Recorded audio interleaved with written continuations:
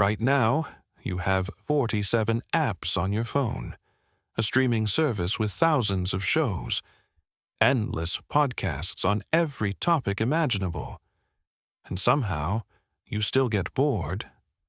So here's a question almost nobody thinks to ask. What did ancient humans do when they were bored? Not medieval people, not the Egyptians. We're going far deeper into the past. 100,000 years, maybe even 200,000 years ago. Before writing, before art as we know it, before music, before structured language. Just humans, sitting there, with nothing to do. And the answer to that question changes everything we think we know about creativity, religion, and even the way your brain works today. But first, did boredom even exist back then?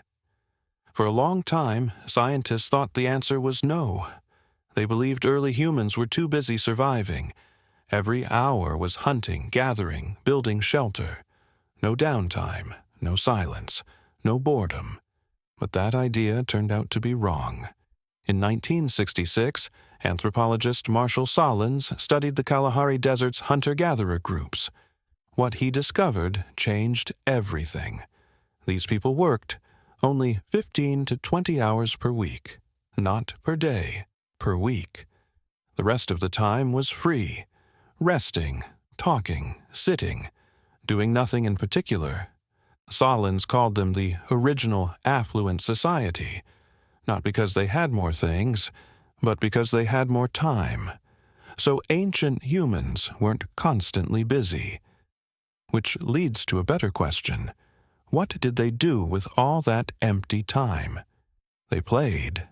And that word, played, is more powerful than it sounds. At Blombos Cave in South Africa, archaeologists found something extraordinary. Tiny shells, 75,000 years old, drilled and coated in red pigment. They weren't tools. They weren't weapons. They weren't food. They were beads.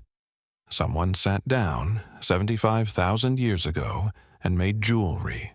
Not for survival, for no reason other than time to spare. And it probably took hours, maybe days.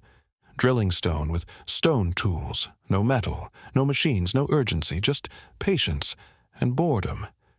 And in that boredom, art was born. The same story appears again with music. In a cave in Germany, archaeologists found a flute made from a vulture bone, 40,000 years old. 5 finger holes, carefully shaped. Someone sat there and created music, long before cities, agriculture, or civilization existed. Not because they had to, because they could. And music, it turns out, might be one of the oldest instincts in the human brain, built from rhythm, pattern, and repetition, the same systems that once helped us survive. But boredom didn't just create art or music. It created something even bigger. Imagination. Think about it. You cannot be bored unless you understand time. To be bored, your brain has to know this moment is dragging, and something else could be happening instead. That means boredom is one of the earliest signs of a mind that can simulate the future. Animals don't experience it the same way. A dog waiting isn't bored. It's just waiting. But a human sitting in a cave, staring at fire, starts to think, what happens tomorrow? What's beyond that hill? What if I don't come back from the hunt? And slowly, those questions grow into something massive. Religion, philosophy, science, all of it begins the same way. A mind with nothing to do starts creating something to think about. In experiments on modern humans, researchers found something interesting. When people are forced to do boring tasks, their creativity actually increases afterward. Why? Because boredom pushes the brain to generate its own stimulation. It refuses emptiness. And when it does that, it creates ideas. But there's one more thing ancient humans did when they were bored.